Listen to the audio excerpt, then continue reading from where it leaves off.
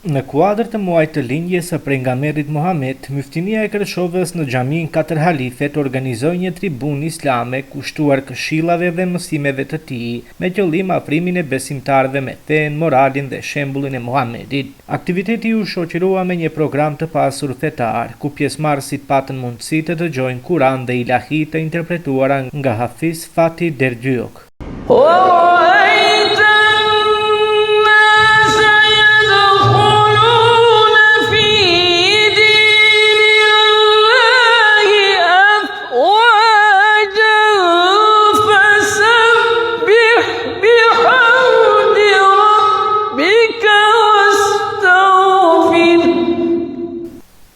Të pranishmive ju drejtuan me përshëndetje dhe imami i xhamisë 4 Halifet Adi Beshiri dhe muftiu i Kërçovës Kamil Rushiti. Jemi sonte këtu së bashku në xhamin 4 Halifet të Kërçovës për të shënuar e rikujtuar muajin e lindjes së njeriut më të dashur e më me ndikim, pejgamberit Muhammed sallallahu alaihi wasallam. Ky moment mirë se vini dhe mirë se keni ardhur të gjithë në krye me mysafirët, miftiu së bashku me gjithë imamët dhe ju të respektu dhe të çmu xhamatin. Zoti ju shpërblet. Ju falenderoj për ardhjen tuaj dhe për prezencën tuaj në këtë tubim që ne gjykojmë të jetë tubim i dobishëm e hajrit. E lusim Allahun e madhruar që të jetë i kënaqur me këtë punë dhe me këtë aktivitet.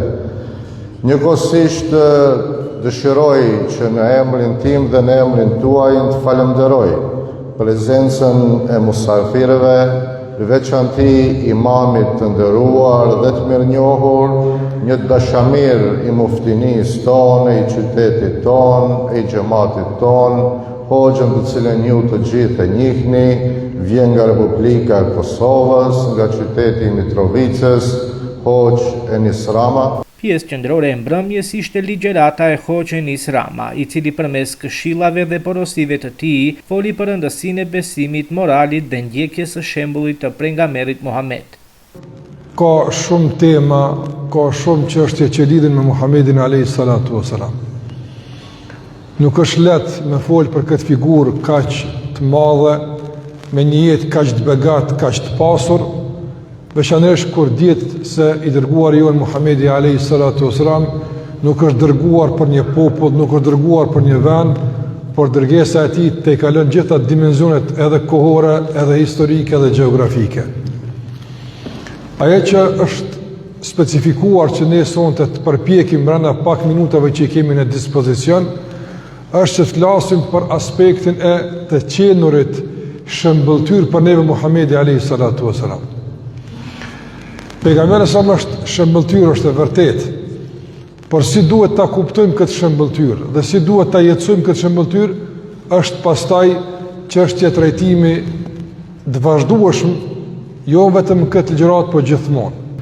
Saqë disa nga dietar kanë thonë, ndoshta shpesh na muslimanët kishin me lakmu trajtimin e njëri tjetrit mes vete si ai trajtojnë të armiqtë e tij.